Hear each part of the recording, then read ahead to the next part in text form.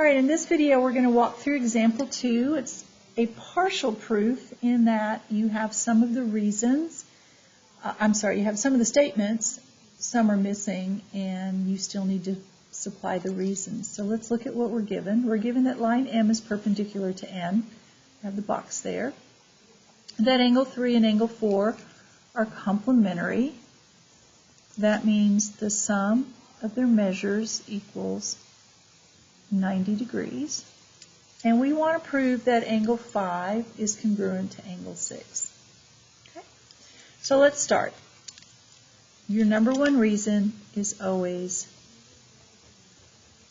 given. Okay?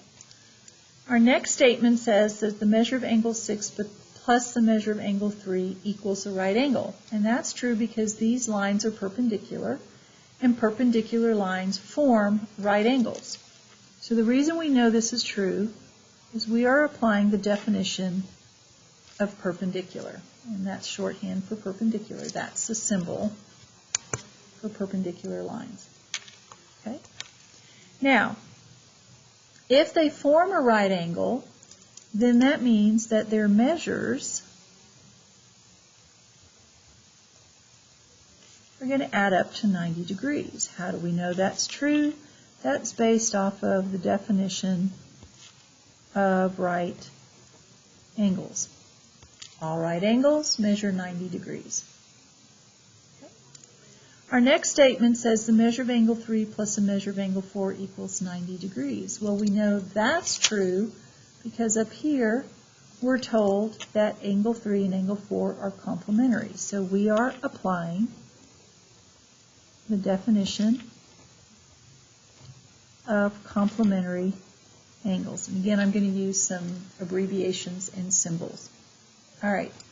So notice, measure of 3 plus the measure of 6 equals 90, but also the measure of 3 plus the measure of 4 equals 90 degrees. So we can make the following statement. Measure of 3 plus the measure of 6 equals the measure of 3 plus the measure of 4. And you can have two different reasons for this. One, substitution. We substituted the measure of 3 plus the measure of 4 into this equation for 90. Or you can use the transitive property. If these two angles add up to 90 and these two angles add up to 90, then these two angles equals these two angles, the sum. What changes from this statement to this statement is notice that we have eliminated the measure of angle 3. We have essentially subtracted it from both sides. So we applied the subtraction property of equality.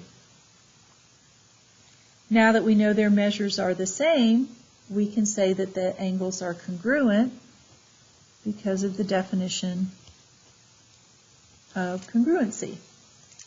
So we're almost getting there. I'm going to go ahead and mark my diagram now. We said that 4 is congruent to 6.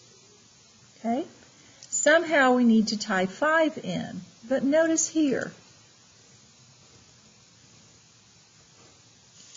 5 and 4 are vertical angles. And we learned that vertical angles are congruent. So I can write angle 4 is congruent to angle 5,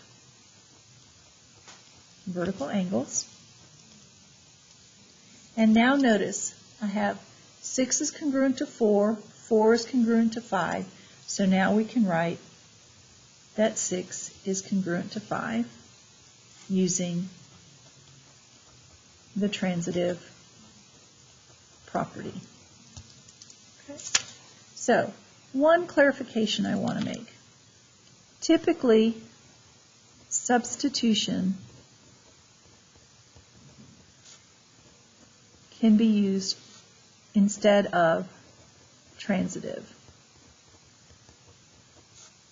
They kind of go hand in hand. So either one of those would have been a correct reason. And that is proof number 2.